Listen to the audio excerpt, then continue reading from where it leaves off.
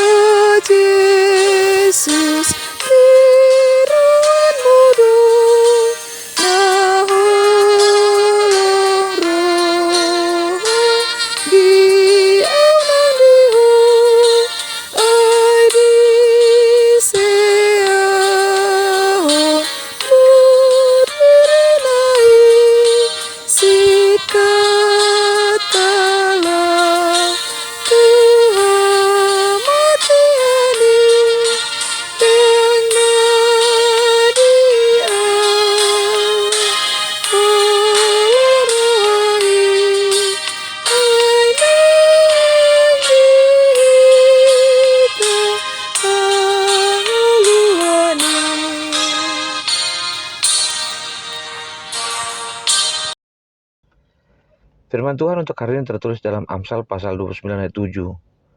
Orang benar mengetahui hak orang lemah, tetapi orang fasik tidak mengetahuinya. Demikian firman Tuhan.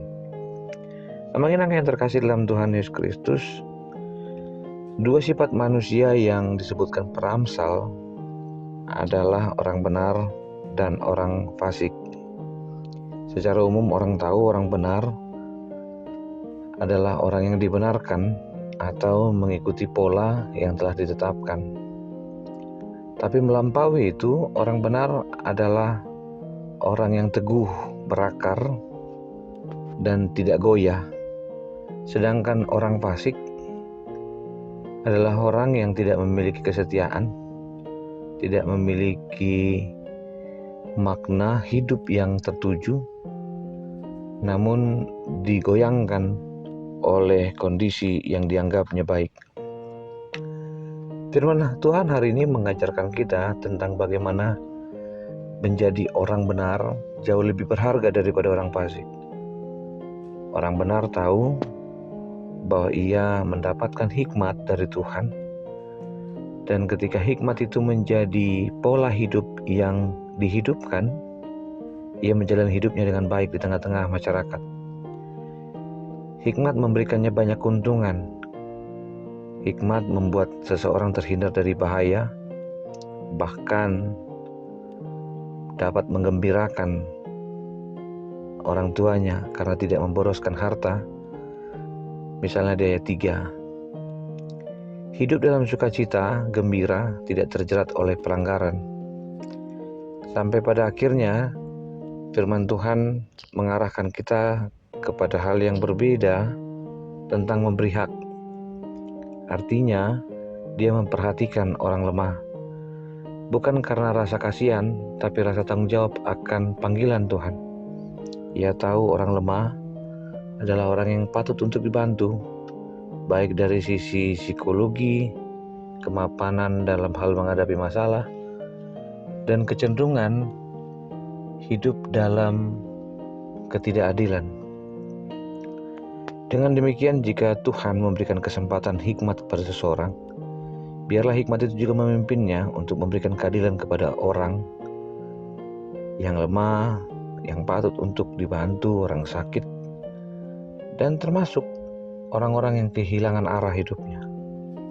Nats hari ini memberikan kita satu kekuatan yang harus kita persiapkan, yang harus kita sediakan, siap untuk ditegur oleh firman Tuhan, yang membuat kita memiliki hikmat yang lebih baik, hikmat yang membawa kepada keuntungan pada diri sendiri, karena dengan menahan diri seseorang tidak terjerat pada pelanggaran, tidak terjerat pada ancaman, serta terhindar dari bahaya. Orang berhikmat akan hidup hemat, namun hematnya adalah untuk menunjukkan kegembiraan bagi orang tua. Orang berhikmat juga membawa sukacita kepada orang banyak dengan cara membantu, mau mengulurkan tangan, dan di sisi lain ia meredakan amarah banyak orang. Pemimpin yang berhikmat menegakkan kebenaran, keadilan, dan kepimpinannya bertahan. Ia tahu bagaimana harus memutuskan, dan dia tahu harus meminta bantuan kepada Tuhan. Hikmat sangat dibutuhkan jika kita mau hidup diperkenankan oleh Tuhan dan menjadi berkat atas sekeliling di mana kita berada. Apalagi jika kita adalah orang yang diperkenankan menjadi pemimpin, kita membutuhkan hikmat. Ingatlah, hikmat bermula takut akan Tuhan. Dengan demikian, takut akan Tuhanlah yang menjadi jalan untuk mendapatkan hikmat yang diberitakan oleh firman Tuhan. Mintalah hikmat kepada Bapa. Hiduplah dengan hikmat supaya kita tahu bahwa tidak ada yang terlewat di dalam pergumulan, supaya kita tidak dipandang. Di ayat-ayat sebelumnya ada permasalahan besar yang dihadapi manusia antara angkuh dan rendah hati. Biarlah titik tolak dari pergumulan itu tidak sampai pada pergumulan yang tidak terhormat. Mari hidupi syukurmu kepada Tuhan dengan peduli dan menjaga sikap hospitalitas yang peduli dalam keramah tamahan, dan melihat orang sekitar adalah bagian yang harus disyukuri, bukan untuk dijatuhkan. Biarlah orang yang bersandar pada Tuhan tahu bagaimana menunjukkan respek untuk memuliakan Tuhan dan membantu orang-orang yang lemah untuk bangkit, dan dikalanya ketika kita lemah, kita pun dibangkitkan kembali. Terima kasih Tuhan untuk firman-Mu. Terima kasih untuk hari-hari yang Tuhan berikan. Kiranya damai sejahtera Allah menyertai kita sekalian. Kasih anugerah dari Kristus Yesus, kasih dari Allah Bapa, dan persekutuan dalam Roh Kudus memberkati kita senantiasa. Amin.